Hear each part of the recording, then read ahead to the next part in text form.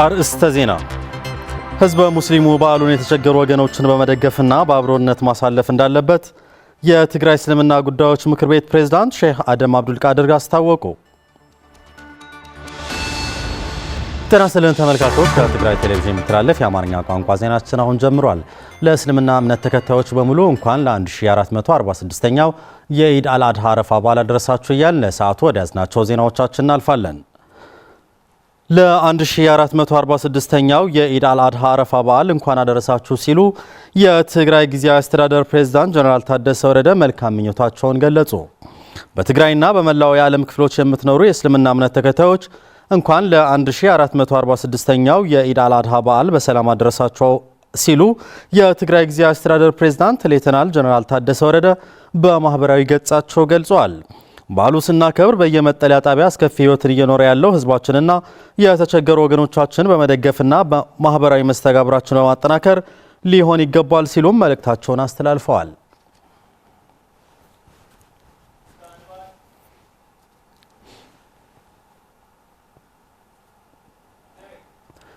ህዝበ ሙስሊሙ በዓሉን የተቸገሩ ወገኖችን በመደገፍና በአብሮነት ማሳለፍ እንዳለበት የትግራይ እስልምና ጉዳዮች ምክር ቤት ፕሬዝዳንት ሼህ አደም አብዱል ቃድር አስታወቁ።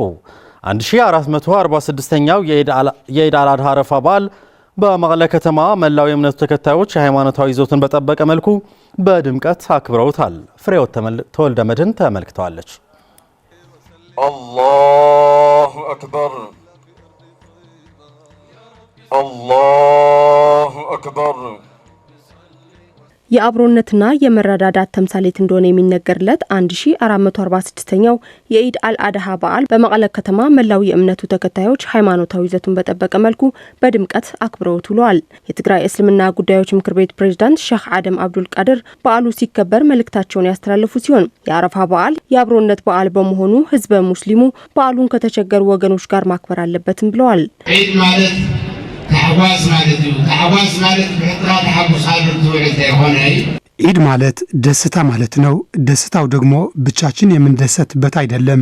ከቤተሰቦቻችን ከጎረቤቶቻችን እንዲሁም የተቸገሩ ወገኖቻችን ጋር ያለችንን ተካፍለን ተደስተን የምንውልበት በዓል ነው። ፕሬዝዳንቱ አክለውም ካለው ላይ ለሌሎች ወገኖቹ በማካፈል በዓሉ ሁሉም ተደስቶ በአብሮነት እንዲያከብር በተለይም ደግሞ በአስከፊውና አውዳሚ ጦርነት ምክንያት እስካሁን ወደ ቤታቸው ያልተመለሱ ተፈናቃይ ወገኖችን በመደገፍ ማክበር ይገባል ሲሉም ተናግረዋል። ችግረኛታት አሕዋትና ስደተኛት ነውና ከተለያዩ አካባቢዎች የመጡ በርካታ ተፈናቃዮች፣ ስደተኞች እንዲሁም የተቸገሩ ወገኖች አሉን።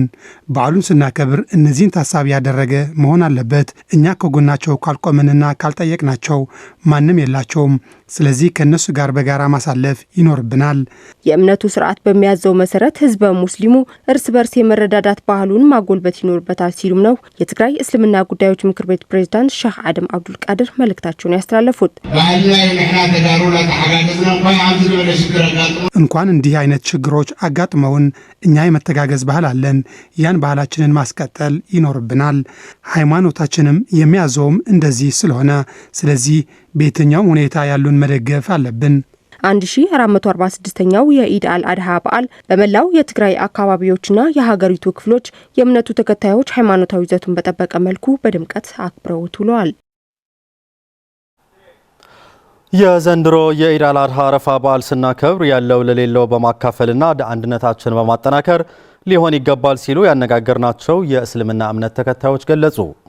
1446ኛው የኢድ አልአድሃ አረፋ በዓል በመቀለ ከተማ በተለያዩ ሃይማኖታዊ ስነ ስርዓቶች የተከበረ ሲሆን በዓሉ ስናከብር በጦርነቱ ምክንያት ከቀያቸው ተፈናቅለው ለ5 ዓመታት በኬንዳ በከባድ ችግር ያለፉ ያሉ ወገኖቻቸውን ወደ ቀያቸው ባልተመለሱበት ሁኔታ በመሆኑ ደስታችን ሙሉ አይደለም ብለዋል። ማዛ መኮንን አላሁ አክበር። የዘንድሮው 1446ኛው የኢድ አልአድሃ አረፋ በዓል በተለያዩ ሃይማኖታዊ ስነ ስርዓቶች የሃይማኖት አባቶችና ምዕመናን በተገኙበት በመቀለ ተከብሯል። አላሁ አክበር አላሁ አክበር። በመቀለ የሚገኙ የእምነቱ ተከታዮች ከማለዳ ጀምረው የዒድ ሶላትን በጋራ በመስገድ ያከበሩት ሲሆን በዓሉን አስመልክተን ያነጋገርናቸው የእምነቱ ተከታዮች የእንኳን አደረሳችሁ መልእክታቸውን በማስተላለፍ በዓሉ ያለው ለሌለው በማካፈልና አንድነታችንን በማጠናከር ልናከብረው ይገባል ብለዋል። በዓሉን በተለያየ መልክ ነው የሚከበረው። ከጠዋቱ ጀምሮ ማለት ነው ሶላት አሁን ልክ እንደምንሰግደው ማለት ነው ሶላት ይሰገዳል። ከዛ ደግሞ ያለው ሰው ደግሞ ማለት እርድ አለ የሚያቀርበው ያን እርድ ያከናውናል። ከሶላት በኋላ እርዱ ደግሞ ያው በሶስት ይከፈላል። ለሚመጣ ቤት ለሚዘይረው እንግዳ፣ ለምስኪን አጠገብ ላለው የተቸገረ ሰውም ተካፍለውና ለራስም የሚሆን ይደረጋል። ከዛ አቅም ያለው ደግሞ በህይወት ዘመኑ ማለት ነው አንድ ሙስሊም አቅም ካለው ደግሞ ያው በመካ ሂዶ የሀጅ ስነ ስርዓት ይፈጽማል። ስለዚህ ይህ ኢድ አል-አድሃ በዓል ይህንን ሁኔታዎችና የተለያዩ ነገራቶችን አካቶ የሚተላለፍ በዓል ነው። እንደምታዩ ከጅምር ጀምሮ ሰው ከያቅጣጫው ያው መቀሌ በአሁኑ ጊዜ በጣም ሰፍቷል። እኔ አሁን ለምሳሌ ከሰባካረ ነው የመጣሁትና እና ሰው በጠዋቱ ወደ መስጀጃ ቦታ እየጎረፈ ነውና ጥሩ ድባብ ነው ያለው። ዒድ ስናከብር ዋናው ነገር ሁሉም ባለው ተደስተ ማክበር ስላለበት ተፈናቃዮችን ሳንረሳ ወገኖቻችን ሳንረሳ ማክበር ነው ያለብን። ወላሂ በዓሉ በጣም ጥሩ ነው። እጅግ በጣም አስደሳች የሆነ ሰዓት እንደምናየው ከሆነ ድባቡ ጥሩ ነው። ስለዚህ በዓሉ በሚገባ የተለያየ የጸጥታ ኃይሎችም ይታያሉ በዚህ አካባቢ። ስለዚህ እነሱንም ማመስገን እፈልጋለሁ። ምእመናኑ አክለውም በዓሉ ስናከብር እንደ ወትሮው ደስታችን ሙሉ ሆኖ አይደለም ያሉ ሲሆን ይህ ደግሞ በጦርነቱ ምክንያት ከቀያቸው ተፈናቅለው ለ5 ዓመታት በኬንዳ በከባድ ችግር እያለፉ ያሉ ወገኖቻችን ወደ ቀያቸው ባለመመለሳቸው ነው ሲሉ ተናግረዋል። ተፈናቃዮቹ 5ኛው ዓመት ክረምት እዚህ ካሳለፉ ጉዳቱ ከባድ በመሆኑ የሚመለከታቸው ሁሉ ኃላፊነታቸው እንዲወጡም ጥሪ አቅርበዋል። እርቅ ሰላም እንዲወርድ ከተፈራረምን ሰዎቹ ለምንድን ነው ወደ ቦታቸው የማይመለሱ? አንድ ጥያቄ ነው። ስለዚህ ይህንን ነገር ጥሩ አይመጣም። ለሚቀጥለው ሰላም ዋስትና ይሆነናል ወደ ቤታቸው ከተመለሱ እነዚህ ዜጎች ማለት ነው። ምክንያቱም ዜጎች ናቸው ለዚች አገር። እኛ እንደ ዜጋ ኢትዮጵያውያን ነው የምንለው። ኢትዮጵያ እኔ ለራሴ ሰዒድ እባላለሁ። ሰዒድ ደግሞ ሙስሊም ትግራዋይ ኢትዮጵያዊ ነው። ኢትዮጵያ እስከሆንኩ ድረስ ኢትዮጵያ የምታደርገውን ከኢትዮጵያ የሚገኘውን ትሩፋት ማግኘት አለብኝ። ታዲያ አሁን እያገኘሁ ነው ወይ ነው? ስለዚህ ይህንን ቅሬታ እንዲቀረፍ ከተፈለገ ነገሮችን በሁኔታ ማየት አለባቸው መሪዎቻችን። በጣም ብዙ ተፈናቃይ ሰው አለ። ከቤት ንብረት የተፈናቀለ ብዙ ሰው ነው ያለው። በጣም ችግር ላይ ነው። አሁን እንግዲህ 5ኛው ክረምት ነው እየመጣ ያለ ማለት ነው እና እንግዲህ ዒድ እንደመሆኑ ያው ባለው መንገድ ተደስተን ማሳለፍ ግዴታ መሆኑን ግን በልባችን ውስጥ በተፈናቃይ በብዙ ቦታ በጣም ብዙ ሰው ነው ያለው። አሁን እንደ ዞን እንኳን ብናየው ምዕራብ ዞን እንዳለ ወደ ምስራቅም ደቡብ ወደ ማይጸብሪም በጣም ብዙ የተፈናቀለ ሰው ነው ያለውና በዚህ አጋጣሚ ደግሞ የሚመለከታቸው አካሎች በሙሉ ግዛታዊ አንድነት እንዲከበር ተፈናቃዮችም ወደ ቦታቸው ተመልሰው ያው አገሪቷ ሰላም በሆነ መንገድ እንድትቀጥል መልእክት አስተላልፋለሁ። ያን የተፈራረሙበት ሰላም ስምምነቱ ያ ተፈጻሚ ከሆነ ሰላሙ ዘላቂ ይሆናል የሚል እምነት ነው ያለኝ። እንደ ግልጽ አስበው ያን ነገር የሚሆንበት ደግሞ የሁሉ ማህበረሰብ በዚህም ያለ በዛም ያለ ህብረተሰብ በሙሉ ያን ስምምነት ተፈጻሚ ለመሆን ሁሉም መጣር አለበት። ያን ነገር ሲፈጸም ደግሞ ሰላሙ ዘላቂ ሆኖ ወደ ልማት ወደ ተሻለው ነገር የምንተላለፍበት ነገር ነው የሚመጣ። ሌላው ያነሱት ሀሳብ የዒድ አል-አድሃ በዓልን ስናከብር ሃይማኖታዊ ስርዓቱን ከማንጸባረቅ ባለፈ ለኢኮቱሪዝም ሚናው የጎላ በመሆኑ ይህንን በማስተዋወቅ የቱሪዝም መስህብነቱን ለማጎልበት አጋዥ መሆኑንም ገልጸዋል። ኦልሞስት ወድመዋል እኮ ኢኮኖሚው ምንም በጣም ተጎድተዋልና ያንን የተጎዳው ነገር ወደ መልሶ ግንባታ ወደ ኖርማላይዜሽን መምጣት ስላለበት በዚህም እንግዲህ እየተጋገዝንና እየተጋገዝን ማሳለፍ አለብን ያስባል። እስልምና የራሱ የሆነ መምሪያ ያለው እምነት ነው። ስለዚህ እያንዳንዱን በዓል ሲከበር የራሱ አከባበር ስርዓት አለው። ስርዓቱን ጠብቆ ሲከበር በዛ በኩል ደግሞ በቱሪዝም አንጻርም የራሱ ፍሰት ቱሪዝም ማለት ነው። በእያንዳንዱ አካባቢ አሁን በዓሉ በመቀሌ ሲሆን እንዴት ይከበራል፣ በትግራይ እንዴት ይከበራል፣ በሌላ ክልል እንዴት ይከበራል የሚል የራሱ እሴት አለው እያንዳንዱ አካባቢ ማለት ነው። በዓሉ የራሱ ስርዓት አለው።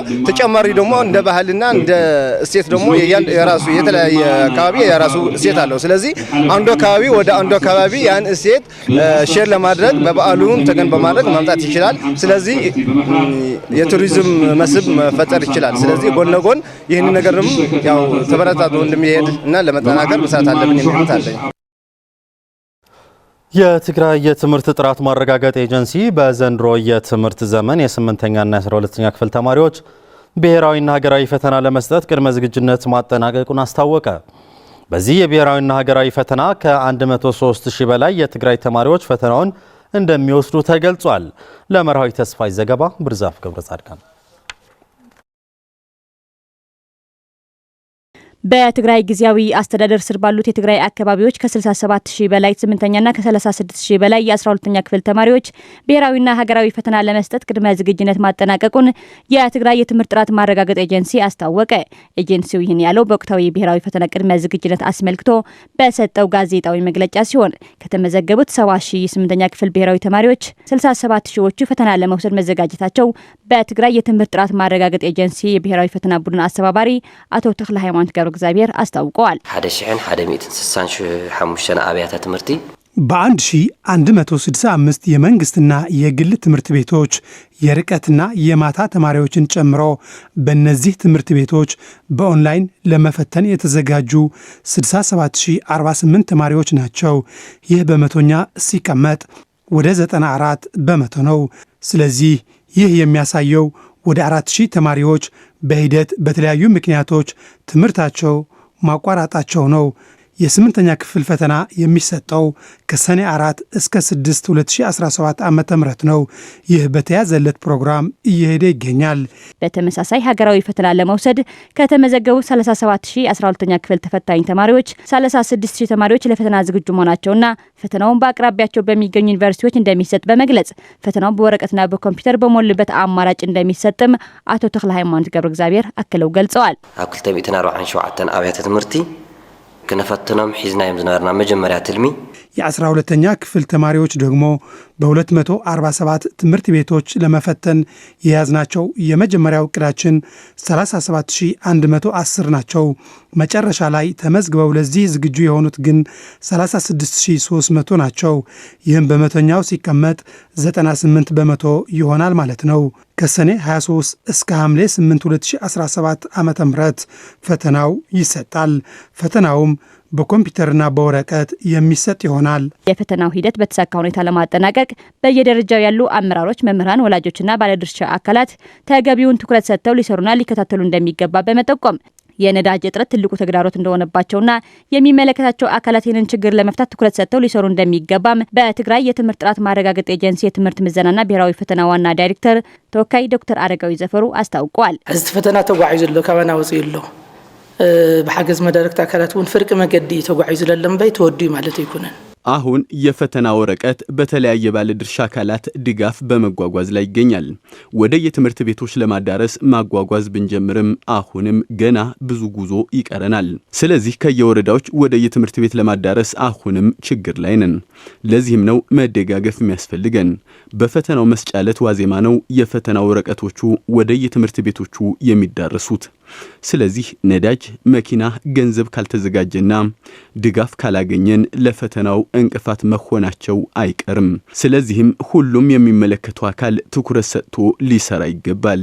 ይህ በእንዲህ እንዳለ ተማሪዎቹ በተለያዩ ምክንያቶች ከትምህርት ገበታቸው መቅረታቸውን ተከትሎ ከ5,000 በላይ ተማሪዎች ለፈተና እንደማይቀርቡ የተገለጸ ሲሆን ፈተናውም የሚሰጠው በትግራይ ጊዜያዊ አስተዳደር ቁጥጥር ስር ባሉት አካባቢዎች ብቻ መሆኑንም ተገልጿል።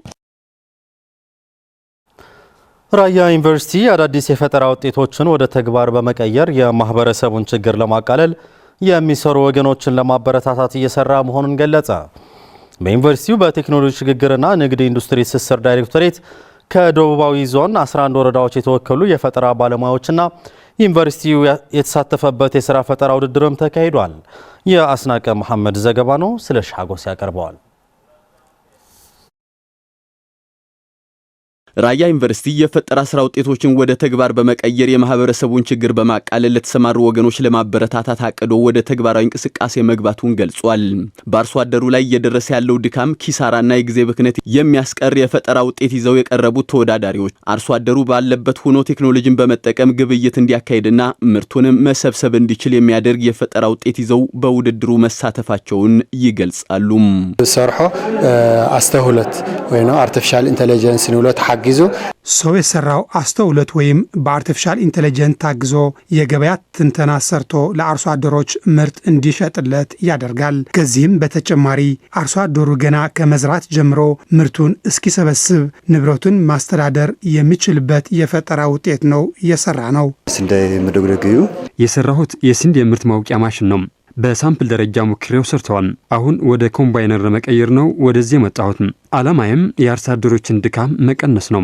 ብዙ የቴክኖሎጂ ፈጠራ ውጤቶች የሰሩ ወገኖች በአቅም ማነስ ምክንያት ወደ ተግባር ሳይቀየሩ መቅረታቸውን የገለጹት የፈጠራ ስራ ባለሙያዎቹም በራያ ዩኒቨርሲቲ የተጀመረው ስራ ተጠናክሮ ሊቀጥል ይገባል ያሉ ሲሆን በዩኒቨርሲቲው የኢንዱስትሪና የቴክኖሎጂ ሽግግር ትስስር ዳይሬክቶሬት ዳይሬክተር አስመረት ኪዳነም አዳዲስ የቴክኖሎጂ ፈጠራ ውጤቶች ያሏቸው ወገኖች ወደ ውድድሩ በመምጣት የህብረተሰቡን ችግር እንዲፈቱ በውድድሩ መሳተፋቸውን ይገልጻሉ።